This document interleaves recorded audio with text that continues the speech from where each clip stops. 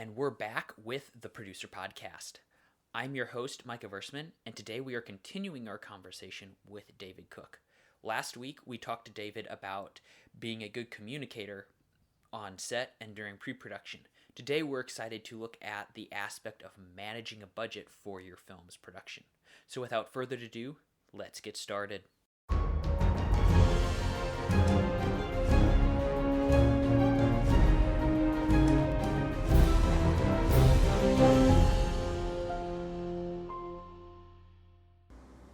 I wanted to also take a little bit of time to talk some budget stuff Sure. with you. So, what are some ways you found to effectively budget for the crew on a project?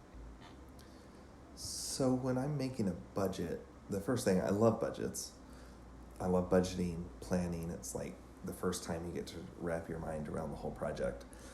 I think there's two different approaches to budgeting. Okay. One is, this is the budget I have. How can I make the best end product possible with what I have?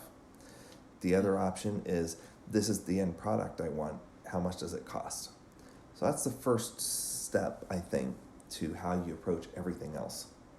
So I think the approach of, this is what I want, make a budget for how much it costs, is a lot easier. Because at that point, you just kind of find out what things are, and you can pad it a little bit, and then you do it. Yeah. I think the challenge comes in when we don't have the budget that we know we want, and that's where we're trying to make it all work out. And so when it comes to crew, there's different people with different levels of experience.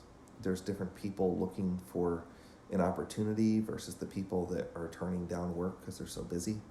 Mm-hmm. And so I think sometimes you just have to match the right people to the project. So if I'm working on a project that is more in that category of, this is what we have to work with, what can we do? Then what I try to do is have as balanced a budget as possible. So I'm going to look at all the funds we have available and try to think through that allocation. And keep in mind, there are things like minimum wage and, minimum cost for food and stuff like that. So it's like, when you get into a low enough tier where there's just these hard costs, you can't really adjust all of those. And then what you have to do is see how much you can do with what's left. But if you have a little bit of space to work, at that point, what I will do is I'll try to make it as balanced as possible. So I say, okay, I try to match the rates that I'm paying someone to the responsibility they have. So that's why a director or director of photography or a first AD should get more than a PA or a grip or, the boom operator, because they carry a different level of responsibility. Yeah. For the project being done. Now that said, I'll kind of figure out what the scale is. And usually there's 3, 4, 5 different scales of responsibility that someone will have. And then I try to be as balanced and fair as I can be. So that's the first step. Because if I'm going to somebody that usually gets paid $750 a day, and I'm asking them to work for $450, then part of my ask is saying, this is what I have. I'm trying to be as balanced, as fair to everybody as I can. So, all my department heads are getting paid $450, and that's what I have to offer. If that's something that you'd be interested in, we would love to have you. And if it's not, I totally get it. And that's kind of the conversation I'll have with people. If I'm restricted on my budget and what I can do, I basically, I'll give them the offer. It's not saying, will you work for this? It's more saying, is this of interest to you? Is this helpful to you right now with where you're at? Is this something you would like to do? If it's not, I'm happy to find someone else, but I thought about you. I'd love to work with you if you are available. If this does work for you, let's do it. In that way, it's just giving them the option. I don't want to assume I can't afford someone just because I don't have their rate. But at the same time, if I can't pay them more, then I just try to be as honest as I can be and say, this is what I have. If it works for you, great. If it doesn't, hey, maybe we'll work again soon in the future, and leave it at that. So I don't want anybody working to feel like they're not getting what they need or to not be comfortable with what they're getting. I'd rather find someone else. So I try to never pressure somebody into doing something. It's all about saying, hey, does this work for you? Is it helpful to you? And that's how I approach it. and that's how I calculate, how much to pay someone. I try to be aware of things that are changing. And, if somebody's got a bigger gear package and we need that gear package, then that's not necessarily a bad thing, If I can't afford the gear package and I say, well, what can you bring for what I have? Like there's lots of different angles on that. But I think the bottom line is to try to be aware of what the going rates are in the area you're in or for the jobs that you're hiring for, to try to be as balanced as possible with what you're paying everyone else. Mm-hmm. And then just be honest and say, this is what I have or this is where I'm at. And if it doesn't work for them, you can always say, well, do you know anybody that, might be looking for work right now that this would be a blessing to? And, maybe they have a recommendation. So, yeah, I like that. This kind of ties into a little bit what you said at the start of your last answer, but how do you balance having that realistic budget for a project while not compromising on the overall quality of the project? Sure. So, I got a fun question at one point. We were talking about feature film budgets, and I was teaching a workshop, and a person asked me, can you make a feature for $500,000? And I said, yes, absolutely. They said, great, because I've got this story that, I said, hold on, just a second. I didn't say I could make any feature for $500,000. I said I could make a feature for $500,000. So there's variance within what you can do, but then there's also just understandings of certain things just cost money. There's no getting around it. And if you're getting volunteer hours or you're getting other ways of making up for that actual dollar amount, it's still a cost. It's just someone's giving it to you in their time instead of in money, or someone's giving it to you other ways.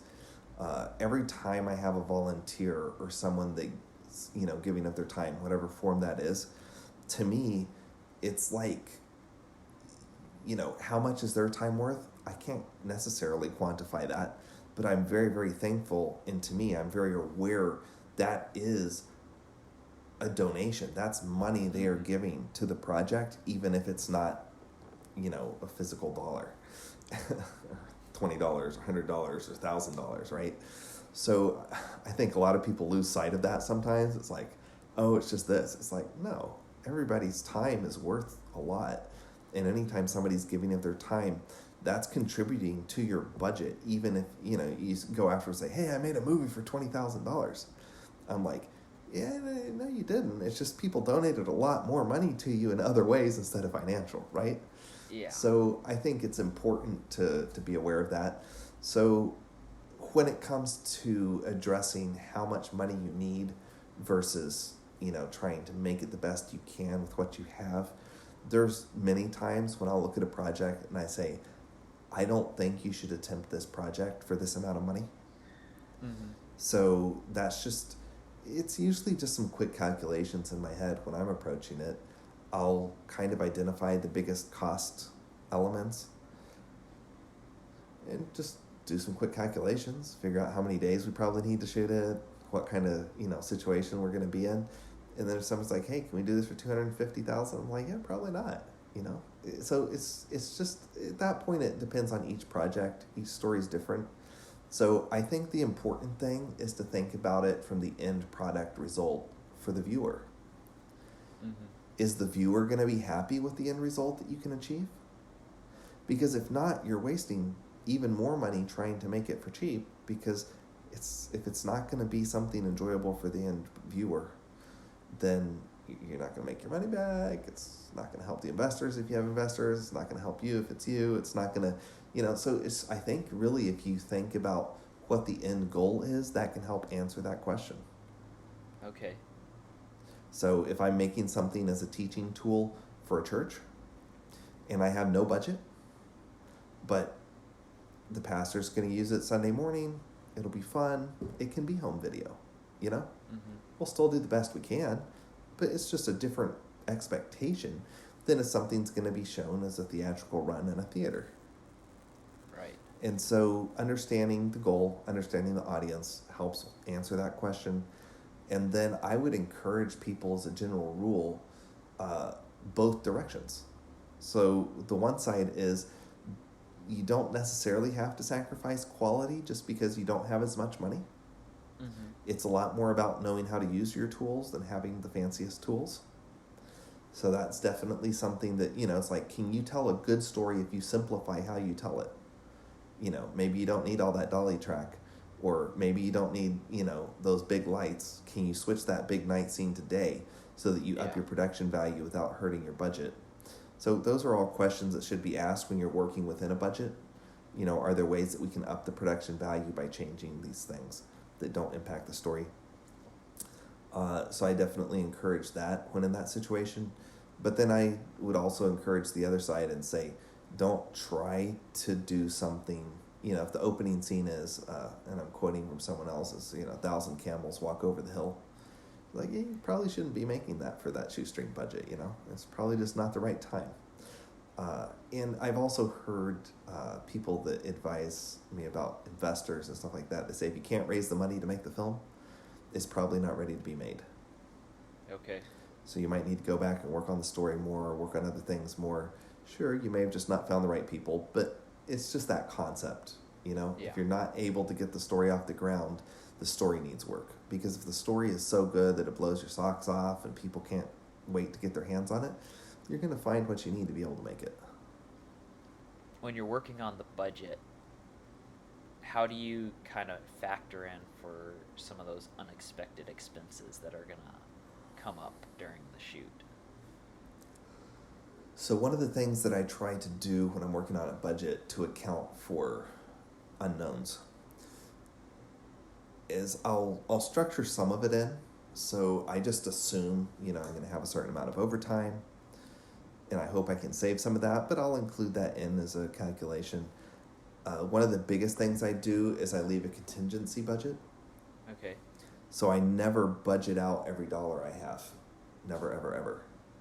Because we don't know what it will be, but we know it will be something that will come up. And even if it doesn't come up in production, it'll come up in post. Mm-hmm. So you just have to keep some amount of money set aside for those incidents. And in a bigger budget and a big scale movie, when we're budgeting, we'll have like a contingency of sorts in every department. Okay. When it's a very small project, usually I don't put any of that in the department level. I put it all as just one big fund. Big, relatively speaking. Because it's just so tight that it's like, well, this is what we have and we'll put it where we need it. Yeah. So I try to be as accurate as possible. I try to not get too creative with the numbers. Mm-hmm. So try to keep it realistic. It's just like with scheduling, I can tell you we can shoot a movie in 4 days, but if we can't, it doesn't really matter what I put down on paper. So you need it to be realistic. So, you can't just say, well, this is my budget, so I'm going to keep cutting here. And then it's like, oh, I can't actually do it for that. That doesn't help anybody. Mm-hmm. So you have to be realistic. And then basically you just always have to keep a certain percentage for that contingency. So the smaller the project it is, the bigger the percentage should be. Okay. Because again, especially when it's super small, there's just hard costs. So I'll give an example. If you have insurance on your production for equipment and there's a deductible, that deductible usually will be about the same whether you have a $20,000 budget or a $2 million budget. But the percentage of the budget is very different. $2,000, So let's say it's $2,000 deductible and you had a contingency of $2,000 because your budget was $20,000. Now your contingency is gone. Mm-hmm. But if you had a 10% on a $2 million project, that $2,000 is nothing.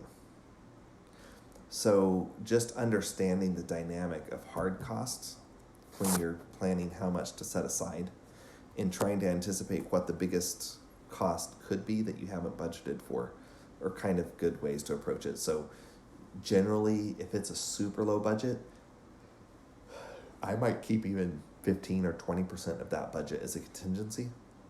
All right. Both because you're already cutting corners to start with. Yeah. Which means you're going to have more things come up, and that actual dollar amount is smaller. So it's like, if you need to buy an extra meal for the crew, that's a much higher percentage of your contingency if your contingency is $2,000. So that's kind of the dynamic you want to think about, but you just have to basically acknowledge and understand that there will be unknowns. And so the way you budget for that is with that contingency fund. So always have that. There's just a rule of thumb. It's understood within business that you could go over within a 10% amount, and that's just considered normal. Yeah. So I use that as a rule of thumb. But then if I'm on a really tight budget, but it's, a $1 million or $2 million budget, or even a little bit less than that, then I might feel a little bit more comfortable working off of a 5 to 10% contingency, and it depends on the project. Sometimes I've gone as low as 5, but as a general rule, I'll keep it at 10. But then if I'm under 100,000, then that definitely bumps up a lot closer to 20% most of the time. Okay. Yeah, no, that's a good way to think it through. So sometime. Oh. Yeah, I'll just add one little thing to that. I'm thinking mostly about feature films when I talk. Yeah. It applies to short film. It applies to commercial work. That you just have to scale it to your project. Okay. So the longer your project goes, the more unknowns there are. Yes. If you're doing a one-day shoot, there's only so much that can go wrong, hypothetically. So at that point, you might not even need a contingency, or you might have a very small contingency. So it's just, how many unknowns are there, and scale your contingency to that as well. All right. So yeah, and sometimes though, even like if you have that contingency, something's still going to go wrong. That's going to cause you to run over budget in areas. So have you found there's like certain things that you will sometimes do to see, like, can you get a project then back on budget if something's caused you to go over budget? So I'm going to talk hypothetically. Okay. Here. If you're in a situation where you are over budget, you have two very simple options. A, you find more budget. So you're going to have a talk with whoever has money or is providing the money. Okay. Or B, you have to figure out how to get within budget again because you don't have more money. So if you're in the A category, then at that point you're saying, hey, this is what's happened. This is why. For us to finish as we are going, we would need this. Mm-hmm. And then if they say, okay, well, we want to keep things going as they are, then they'll find the additional funds. If, however, you're in a situation where there aren't any more funds, then at that point, you're going to have to cut something. I mean, that's just the nature of it. It's like you're going to have to make a sacrifice somewhere. And that sacrifice is usually, that's where you have to figure out where the best place is to make that sacrifice for the overall project to move forward being the best it can be. And I don't mean by that cutting people's pay. What I mean by that is figuring out, okay, do we need to have a big conversation over the weekend if it's a feature film and you've got 2 weeks to go, and figure out how to shave a day off of production? Which probably means cutting some scenes. Mm-hmm. Or do we need to figure out, do I need to go back and have a talk with a couple of departments and say, hey, can we, wrap this particular piece of equipment a few days early? Or is there a way that we can finish a half day early on our last day so that we can do our wrap out and I don't have to pay a wrap day? Or, you just have to start looking and seeing where you can save some money. So the bottom line is you're going to have to sacrifice something, or you're going to have to cut something to get back in budget. Now, usually when I've budgeted things, I find that I save some money some places where I budgeted too much, and then other things cost me more, and usually I'm just readjusting and reallocating. Yeah. But if you're in a situation where you've truly gone over budget, something happened, and you just have to make the best of it. So, you had a huge storm come out and you lost 2 days of production, or 3 of your lead actors got sick and you couldn't trade anything out, and all of a sudden, like, those kind of things, those cost a lot of money, and those are the ones you just have to figure out. And I mean, in that worst case scenario, I think you end up at a place where you can't finish production and you have to put a pause, and then you have to figure out if the production never finishes, or if you able to find the additional funds to finish it, or whatever that case may be. Thankfully, I haven't been in that situation before.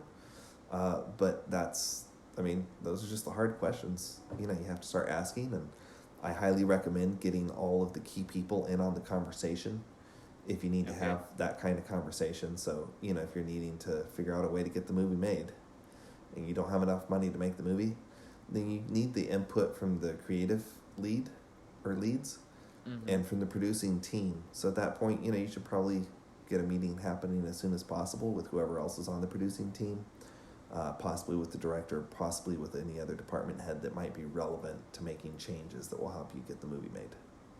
So I got a couple wrap-up questions here. And so the first one, I'm curious, you always see DPs investing in new camera gear and stuff. Are there any gear or tools that producers should be investing in? I think for a producer, there's going to be certain software that's helpful. There's some industry standard tools that are used, whether it's Movie Magic budgeting or scheduling, whether it's something else along those lines, might be helpful.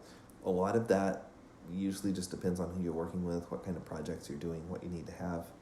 You might need to have some script software as well, just to be able to edit or send notes with scripts. But if you don't need it, then, there's no need to buy that until you need it. Yeah. Thankfully, most of the stuff that producers need to use are just very basic office-related thing. You might want to have a little printer, you might want to have a good computer, and that's, pretty much all you need. It's all about the brain and a whole lot less about the gear. So, yeah. Definitely a little bit cheaper area of filmmaking in that regards. I suppose. Not all the gear that you gotta invest in. What are ways for people to keep up kind of the skills you use as a producer when you're not on set, especially in a year like this when there's just not a lot going on in general? I think as a producer, it's important to have your finger on the pulse. Okay. So you're wanting to have as much information as possible. That helps inform your decisions. The more experience and the more information you have, the better decisions typically you can make when you're problem solving, when you're budgeting, any of these things. So I try to have a good understanding of all the different departments. So if you're lacking in one of those areas, maybe you need to make some phone calls and just talk with some of the people that are really good at what they do. And just say, just wanted to catch up, see how you were doing, and also just trying to, improve my skill set, and just wanted to ask you some questions about your department or whatever. Or just going over previous projects and trying to say, where could I have done better? What went wrong? Re-examine some of those things, think through those. You can learn a lot from your previous mistakes or what went well. And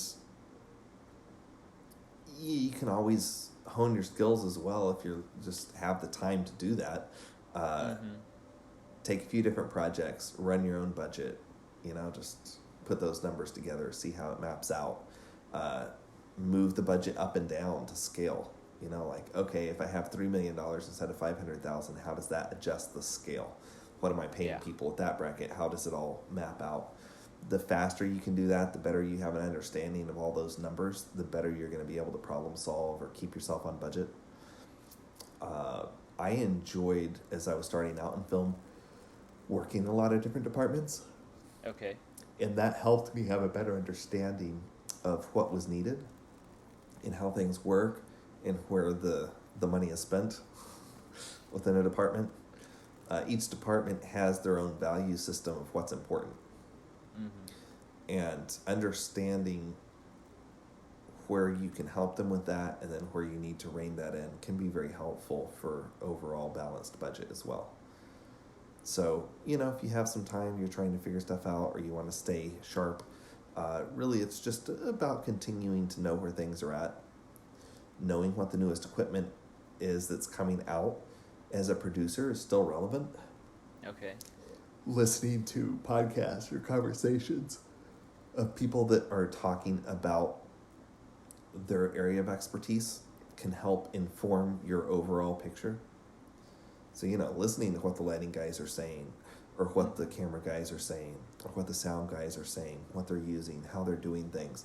It can also help you ask the right questions when you're working on a project as to what gear you might actually need versus what gear you actually don't, because you listen to that podcast about essential gear.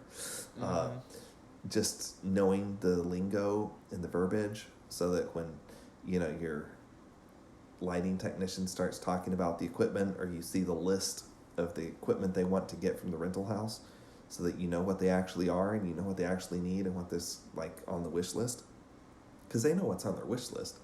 And if you can get it for them in your budget, it's great, because it's going to add that little tweak. It's going to save a little bit of time. But the flip side is, if you're like, I don't have the money for all of that, then you kind of say, hey, maybe you can lose this, $1,200 because you already have two, and we've already got this, $800 Joker, so maybe we can, just trim this down a little bit. And then they may come back and say, well, we've got this scene and the story that call for this, and so that's why we need it. And then you say, well, maybe we can just bring it on for, those 2 days instead of the whole shoot. So, just having that understanding, that basic understanding of the different departments, being able to communicate well, understand what they're saying, it's helpful as well. So, just cross-train a little bit. Listen to what everybody's saying. Well, my final question then for you is, what's one thing you know now you wish you would have known when you were first getting started as a producer? When I started out producing, the very first project that I produced, I was trying to be the best producer. Okay. And I felt like me being the best producer meant I would finish in budget. We wouldn't ever have long days on production. All the things that would make the producer look good. And I think really the key is understanding that it's not about the producer. It's about the team. And so what I learned on that first production, when I was trying to keep everybody to a 12-hour day and make sure everybody was taking care of themselves and getting enough sleep, for everyone else, being good at their job meant something different. Okay. For the cinematographer, it meant doing the very best camera work possible. For the wardrobe people, it meant having the very best costumes, having those fit perfectly, having everything work properly. For the sound guy, it meant getting the very best sound possible, even if you had to turn off everything in the world to get it. And so understanding that your job is not what matters, it's not what's important. Yeah. If I had really had a better understanding of that going into that first project, it would have made it a lot easier for me. So I think just really understanding that as a producer, your job is a helper to everybody else. It's to facilitate and provide and assist everyone else is one of the most helpful things to keep everything in perspective. And remember why you're doing something, what your goal is. A producer cannot make a movie. In fact, I would wager that a producer does very little of the actual making a movie, unless it's a super low budget 5-person crew. Yeah. So the producer is essential to making a movie, but they're not actually running the camera usually. They're not usually acting. They're not usually, right? They're a facilitator. So it's just embracing and understanding what the job really is. Yes, it's a lot of problem solving. Yes, it's a lot of, managing logistics and difficult situations and making sure that everybody gets paid. But really, you're trying to help everybody else be able to do their job to the best they can. So just being willing to listen, realizing that you have a team of people, not just, the people are not gear. You want to be able to work with the same people several times, not burn people out. So I think just, having that vision of a facilitator, of someone that's serving the team, trying to help everyone move forward, I think is a very healthy thing. And so it was very challenging and humbling for me on that first project when we had this big group meeting, because I was like, hey guys, we need to adjust our project to our scope, to the budget we have, to the time that we have. We need to trim it down. And they were like, you're asking us to basically I realized I was asking them to sacrifice doing their jobs well so that it made my job look like I was doing it well. Okay. And we have a job to do, and it's important to do it well, and it's important to make sure people are getting enough sleep and that things are done safely. That's very important. We just have to understand where everybody else is coming from too. So I think just being willing to hear, to listen, to understand where other people are coming from, to facilitate, those are important things that if I had had a better understanding of early on, probably would have made me a lot less stressed, a lot happier. All right. Yeah, no, that was a great thought to end on. So thank you very much for coming on and talking with us today. Absolutely. Thanks for having me. Until next time, make sure to subscribe to the Producer Podcast, and thanks for listening.